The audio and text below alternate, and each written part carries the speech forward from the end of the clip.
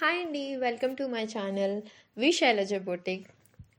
ఈరోజు వచ్చేసి మనకి హల్దీ ఫంక్షన్ అవుట్ఫిట్ అండి. ఇదిగోండి, lehenga, blouse with dupatta. Back side ఇలా హెవీ టాజల్స్ ఇచ్చానండి. ఫ్రంట్ ప్రింట్స్ కట్ ఇచ్చాను. అండ్ హ్యాండ్స్కి నడుముకి బీడ్స్ వర్క్ చేసామండి ఇలాగా. ఇప్పుడు మనం కటింగ్ అండ్ స్టిచ్చింగ్ ప్రాసెస్ చూద్దామండి. చూడండి, ఫస్ట్ నేను లైనింగ్ తడిపి ఆరేసానండి, ఐరన్ చేసుకున్నాను. నెక్స్ట్ ప్రిన్స్ కట్ అండి, ఫ్రంట్ పార్ట్ కట్ చేస్తున్నాను. ఎప్పుడు కూడా మనం కాటన్ లైనింగ్ ఎప్పుడు వాష్ చేసి ఐరన్ చేసుకొని కట్ చేసుకోవాలండి. అలా అయితే మనకి చక్కగా షింక్ అవ్వకుండా ఉంటుందండి. లేదంటే మెయిన్ ఫ్యాబ్రిక్ ఒకలా ఉంటుంది, లైనింగ్ షింక్ అయిపోయి ప్రాబ్లమ్స్ వస్తాయండి. సో ఎప్పుడు కూడా ఆ లైనింగ్ విషయంలో కొంచెం జాగ్రత్తలు తీసుకుంటే బాగుంటుందండి. చూసారు కదా, ఫ్రంట్ పార్ట్ కటింగ్ చేస్తున్నాను. నెక్ షేప్ వచ్చేసి ఫ్రంట్ డైమండ్ షేప్ ఇచ్చానండి. సో లైనింగ్ కటింగ్ అయిపోయింది. మెయిన్ ఫ్యాబ్రిక్ మీద వేసి కట్ చేస్తున్నానండి. బ్లౌజ్కి ఎల్బో హ్యాండ్స్ పెడుతున్నాను కాబట్టి నేను మీటర్ లైనింగ్ తీసుకున్నానండి. Metre fabric, main fabric, next lining కూడా మీటర్ తీసుకున్నానండి. సో ఇదిగోండి, ఇప్పుడు prince cut front parts joints వేస్తున్నాను. జాయింట్ వేసేటప్పుడు కూడా మనం కొంచెం ముడతలయ్యి రాకుండా చూసుకోవాలండి. ఎందుకంటే జార్జెట్ ఫ్యాబ్రిక్ కాబట్టి మనకి ఊరికే ముడతలు వచ్చేస్తాయండి. అలా కాకుండా ముడతలేమీ రాకుండా నీట్గా జాయింట్ వేసుకుంటే బాగుంటుందండి ఫ్రంట్ షేప్కి.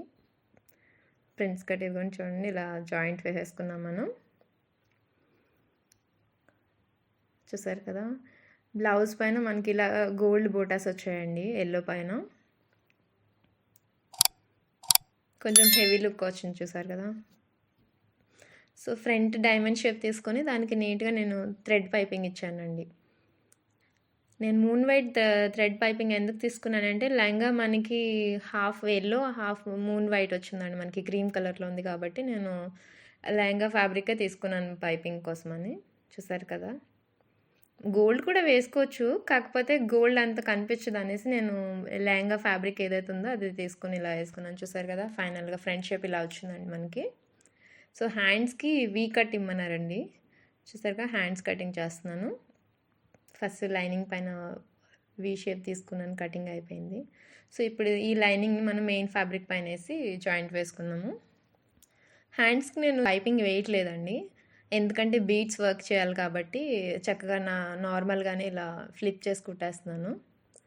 మెయిన్ ఫ్యాబ్రిక్ పైన మనం లైనింగ్ వేసి చక్కగా కుట్టేసి ఫ్లిప్ చేసుకుంటే బాగుంటుందండి. చూస్తున్నారు కదా, పైపింగ్ వేస్తే మనం బీడ్స్ కూడా నేను క్రీమ్ కలర్ బీడ్స్ వేద్దాం అనుకున్నానండి. పైపింగ్ అది కలిసిపోతుంది అనేసి నేను పైపింగ్ వేయలేదు, డైరెక్ట్గానే లైనింగ్ పైన వేసేసి అటాచ్ చేసేస్తాను. చక్కగా ఈ వీ కట్ దగ్గర చూసుకోవాలండి, కొంచెం షేప్ నీట్గా వచ్చిందో లేదో కట్ చేసుకొని 3 కార్నర్స్లో ఇలా చిన్న కటింగ్ ఇచ్చుకుంటే షేప్ కరెక్ట్గా వస్తుందండి. చూస్తున్నారు కదా, దీన్ని మనం ఫ్లిప్ చేసుకొని రిమైనింగ్ లైనింగ్ జాయింట్ అటాచ్ చేసేసుకుందాము. మీకు కనుక ఈ వీడియో నచ్చితే ప్లీజ్ లైక్ చేయండి, సబ్స్క్రైబ్ చేసుకోండి, షేర్ చేయండి. మీకు ఏమైనా సజెషన్స్ ఉంటే కనుక నాకు కామెంట్స్ రూపంలో కూడా మీరు చెప్పొచ్చండి. సో మీ సైడ్ నుంచి నాకు సపోర్ట్ ఉంటే నేను ఇంకా మంచి వీడియోస్ అప్లోడ్ చేయడానికి ట్రై చేస్తానండి. ఖచ్చితంగా నాకు సపోర్ట్ చేయండి. చూసారు కదా, లైనింగ్ జాయింట్ వేసేస్తాను. ఎక్స్ట్రా ఫ్యాబ్రిక్ ఏదైతే ఉందో నేను కట్ చేస్తున్నాను. జార్జెట్ కాబట్టి కాటన్ పైన వేస్తున్నాం కాబట్టి కొంచెం మన లైనింగ్ జాయింట్ చేసినప్పుడు చూసుకోవాలి. ఇలా వీ షేప్ ఇచ్చాను కదండి, కావాలంటే మనం పైన ఒక కుట్టు వేసుకోవచ్చు ఎడ్జెస్కి షేప్ నీట్గా రావడం కోసం, కానీ నేను వేయట్లేదండి. బీడ్స్ ఎలాగో కుడతాం కాబట్టి షేప్ నీట్గానే ఉంటుంది అనేసి. సో బ్లౌజ్ రెడీ అయిపోయిందండి, నేను చుట్టూ ఓవర్లాక్ చేసేసుకున్నాను. ఫైనల్గా ఫిట్టింగ్ ఇచ్చేస్తున్నాను. ఇప్పుడు ఫిట్టింగ్ వేసేసి మళ్ళీ ఓవర్లాక్ ఇచ్చేసుకుంటే ఫినిషింగ్ బాగుంటుందండి. చూస్తున్నారు కదా, బ్లౌజ్ రెడీ అయిపోయింది. బ్యాక్ యూ షేప్ ఇచ్చి బ్యాక్ ఓపెన్ ఇచ్చానండి, ఫ్రంట్ క్లోజ్ ఇచ్చాను. ఫ్రంట్ మనం డైమండ్ షేప్ తీసుకున్నాము, బ్యాక్ యూ షేప్. హ్యాండ్స్కి ఏమో వీ కట్ ఇచ్చానండి. చూసారు కదా, ఫైనల్గా బ్లౌజ్ రెడీ అయిపోయింది. ఇప్పుడు బ్లౌజ్కి బీడ్స్తో వర్క్ చేసేద్దామండి. చూస్తున్నారు కదా, లెహంగా కలరే తీసుకున్నానండి, క్రీమ్ కలర్ బీడ్స్ తీసుకున్నాను. చక్కగా హాఫ్ ఇంచ్ గ్యాప్ ఇచ్చి స్టిచ్ చేశానండి, అలా అయితే నీట్గా ఉంటుందని.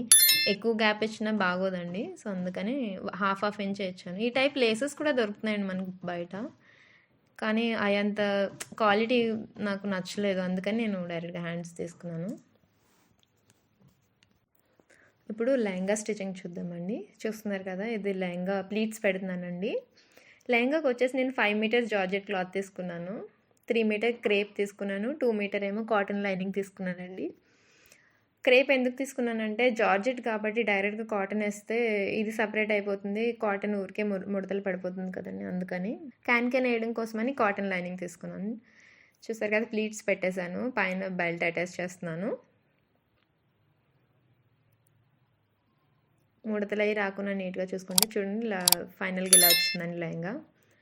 వీటికి నేను టాజిల్స్ వేసానండి. కొంచెం హెవీగా ఇచ్చాను టాజిల్స్. కోన్ షేప్‌లో ఇచ్చాను. నెక్స్ట్ చున్నీకి నేను గోల్డ్ అండ్ యెల్లో కలర్‌లో లేస్ వేసానండి. సన్నటి 1/2 ఇంచ్ పట్టీ వేసాను. 1/2 ఇంచే ఉంటుంది, ఎక్కువ విడ్త్ ఉండదు. సో, ఏదైతే చున్నీకేసానో అదే లేస్‌తో నేను టాజిల్స్ కూడా ఫినిషింగ్ ఇచ్చానండి. లేదంటే టాజిల్స్ ప్లెయిన్‌గా ఉంటాయి కదండీ! అందుకని లేస్ ఏస్తే చూసారు కదా! కొంచెం డిఫరెంట్ లుక్ వస్తుంది. కొంచెం హెవీ లుక్ కూడా వస్తదనేసి ఏదైతే చున్నీకేసానో సేమ్ అదే నేను కోన్ షేప్‌లో తీసుకొని టాజిల్స్ కూడా ఏసాను. చూసారు కదా! లెహంగా ఇలా వచ్చింది.